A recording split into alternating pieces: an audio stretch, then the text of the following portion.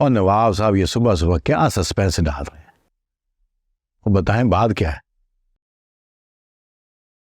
जिंदगी बड़ी हसीन चीज है शकील मियां, और रिश्ते उससे भी ज्यादा खूबसूरत।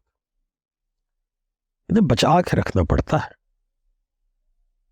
रिश्तों के मामले में फैसले दिमाग से नहीं, दिल से करने पड़ते हैं।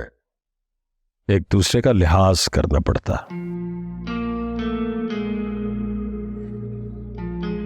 नवाब साहब, अगर तो आप ये तकरीर इसलिए फरमा रहे हैं कि मैं 7 लाख आपको छोड़ दूंगा, तो ये आपकी गलत फहमी है। आपकी बेटी आलिया ने मुझे ज़बान दी हुई है। मुतमईन रहिए, ज़बान देकर फिरने वाले हम नहीं, और ना ही हम इस बात से घबराते हैं। बल्कि हम तो समझते हैं कि इंसान के पास एक ज़बान ही तो होती है, जैसे आपने हमें ज़बान दी थी।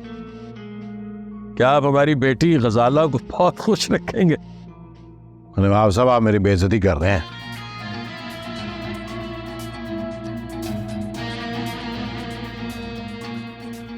ये लीजिए अब्बा जी, ये लीजिए जनाब। पूरे 7 लाख हैं, आप गिन लें। और ये कहां से आए? इस बात को छोड़िए आप शकील मियां।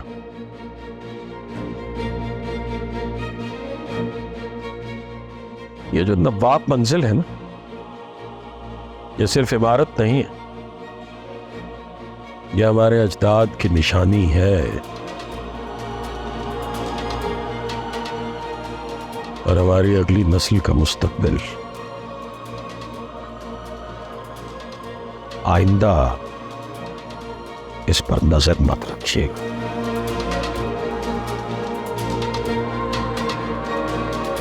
अब आप चाहें तो आप जा सकते हैं।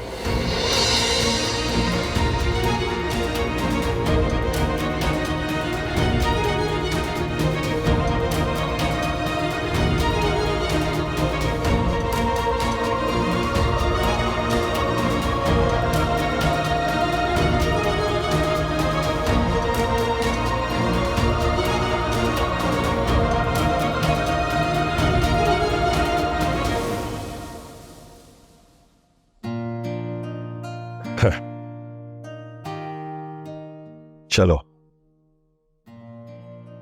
ये बोझ तो उतरा। या अल्लाह तेरा शुक्र।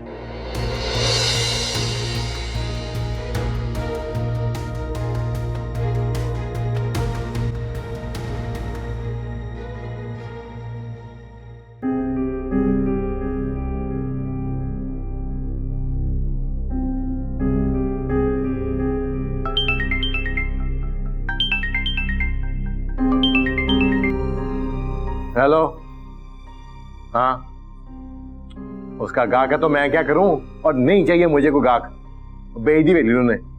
चल ठीक है, अब सही है। क्या हुआ, खैरियत है? इतने गुस्से में क्यों है तू?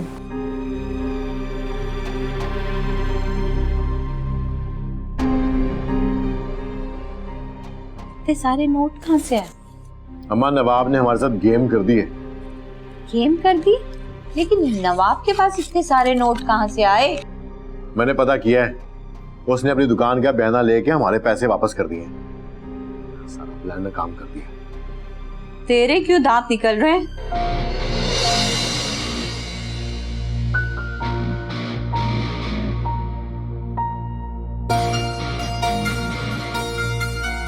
इतना गुस्सा करने का कोई फायदा नहीं है।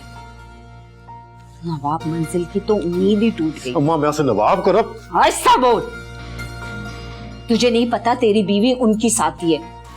नवाब मंजिल भी उसने बचा ली है। दुकानें भी मेरे हाथ में नहीं आएंगी। अब सिर्फ जरी जमीन बची है। चलो, इस पे तो कब्जा है ना। और ये बूढ़ा नवाब, उसमें इतनी हिम्मत नहीं है कि इतना सफर करके वहां तक जाए। अम्मा, उसने इतना लंबा सफर कर लिया ना, वहां तक पहुंच गया तो हमारा बेड़ा गर्क हो जाना है। और जो साल भर ठेके के पैसे आते हैं ना, वो भी आने बंद हो जाएंगे। देख शकील, अब तू चुप साध ले और नवाब को ज्यादा तंग मत कर। वो ये समझ रहे हैं ना कि उस पे केस चल रहा है, तो पूरी जिंदगी उनको इसी गलतफहमी में जीने दे।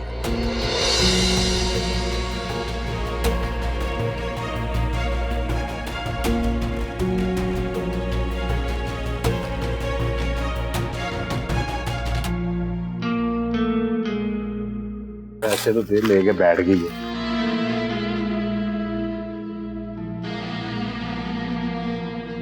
नवाब साहब, हमने कितनी बार आपसे अर्ज किया है कि दवा खाने के बाद थोड़ा आराम कर लिया कीजिए।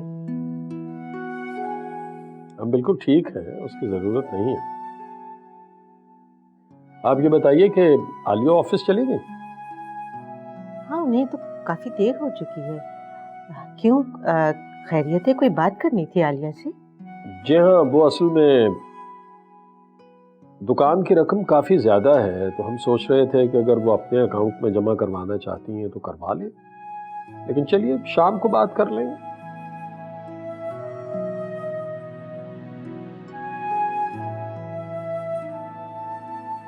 ऐसे क्या देख रही हैं आप? हम कहते थे ना आपसे कि सरपरस्त की बड़ी बात होती है। आपने एक कदम उठाया और शकील मियाँ की साजिश नाकाम हो गई।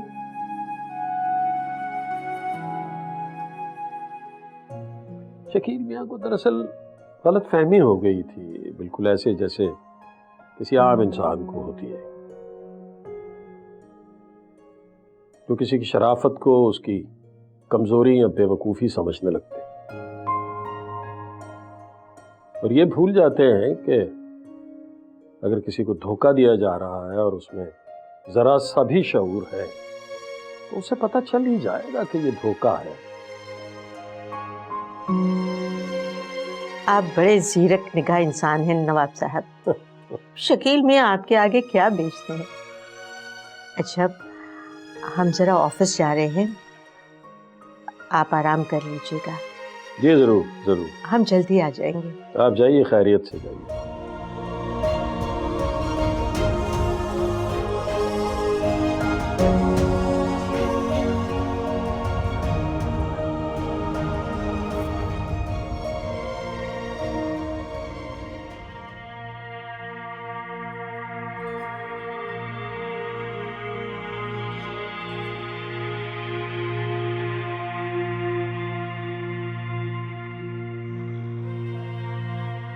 मैम, अब आप मुझे बता दीजिए कि आपने मुझे किस लिए बुलाया।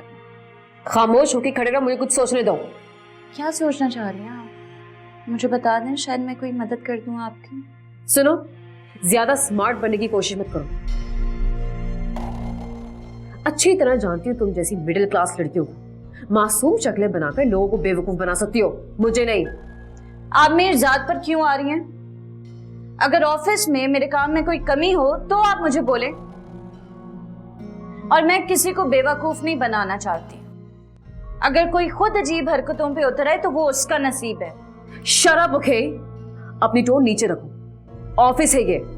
यही मैं आपको कहना चाह रही हूँ कि ये ऑफिस है और ऑफिस के कुछ असूल होते हैं। कोई डिसिप्लिन का इशू है तो आप मुझसे कहिए। ऑफिस मीटिंग पॉइंट भी तो यही है। कब से काम कर रही हो तुम रजा के साथ? 5 साल से। 5 years, हाँ, बहुत होते हैं बॉस से दोस्ती करने के लिए। आई सी। चले, खुलकर कहिए आज क्या कहना चाहती हैं आप, बोलें। Well, let's come to the point. तुम्हारे और रजा के दरमियान क्या रिश्ता है? वही जो एक बॉस और एम्प्लॉय के दरमियान होता है।